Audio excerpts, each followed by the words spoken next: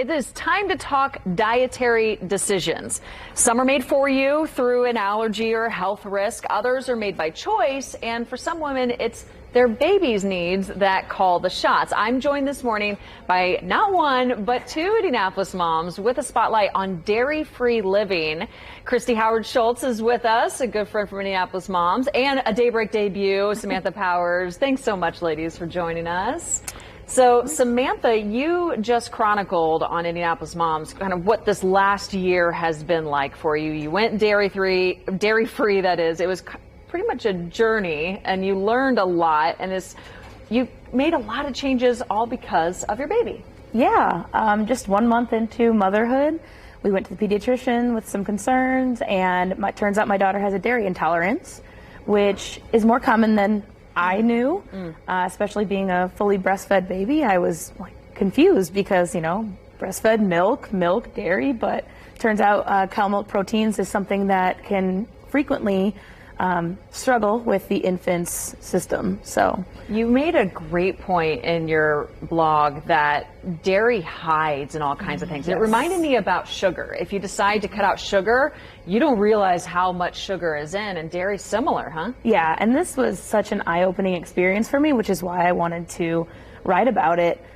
Dairy isn't everything. So the second we left the pediatrician's office, we decided to stop and get some burgers on the way home. And I was like, no cheese, no problem. Turns out it's in the buns. And from there, just everything. I looked some beers and wines, some deli meats, hot dogs, certain French fries at fast food restaurants. It hides everywhere. My goodness. Yeah. That is a learning lesson for me, too. And since you aren't the one with the intolerance, your child has it, you could have opted to stop breastfeeding and go the formula route, which you write, there's no shame in doing that. Yeah, at no point. We met with several pediatricians, and they gave me so many different options in a very comfortable manner. There was no shame, and if I wanted to switch, I felt it was more of a challenge, and I don't turn down a challenge, which is probably why I went through with it. But there's just so many different options nowadays that would keep my baby just as fed, just as healthy. And there's no shame in making that choice. I think when it comes down to it, a mother's mental health is just as important, because if you don't have that mental health piece, then it's really hard to keep your baby healthy in general. And to advocate for yourself. And Christy, this takes some personal responsibility. You got to do your research and really look into things like hot dog buns. Yeah, pasta sauce, like Samantha said, it's in everything. And I had to be dairy-free for both of my babies. The first baby I breastfed and went dairy-free. The second baby I decided to go the formula route because I had a toddler and I needed that sleep and the mental health. And so there is no shame. That's what I loved about Samantha's post. So you do have to check the labels really carefully. Non-dairy and dairy-free are two different things.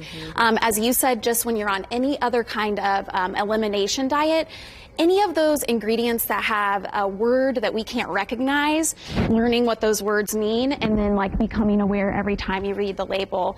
And then the great news is, vegan thing is a craze. There's lots of things in popular culture right now which actually line up with being dairy-free, being Whole30 or, paleo, all of these things. And so what that means for us is there is actually a plethora of alternatives. So, bricks, you can get a million different kinds of ice cream that are dairy-free. Of course, you can do that at home. If you go to a local restaurant, you can call ahead and ask them about the menu. Many menus now offer all of the ingredients and the allergens up ahead of time with some of the new requirements from the FDA. And then the other thing is that I love that Samantha, she gave a shout out to a couple of her favorite places, the 10th Street Diner. I personally love Cluster Truck. If you love takeout, they'll work with you. You just call ahead and talk with them about what you need. And then food stores. Anything from the local grocery chain, the options are through the roof. There's cashew milk and almond milk and oat milk and everything, all the way to our really local favorites like the Good Earth. You know? Remember when you had to go just there for those alternative stores, as people would think about for these products, and now they really are everywhere and mainstream in restaurants as well. So you make good points. Society's come a long way. Thank you both so much for shedding some light and perspective on this and teaching us that dairies and hot dog buns. Thank you, Drew. Appreciate you.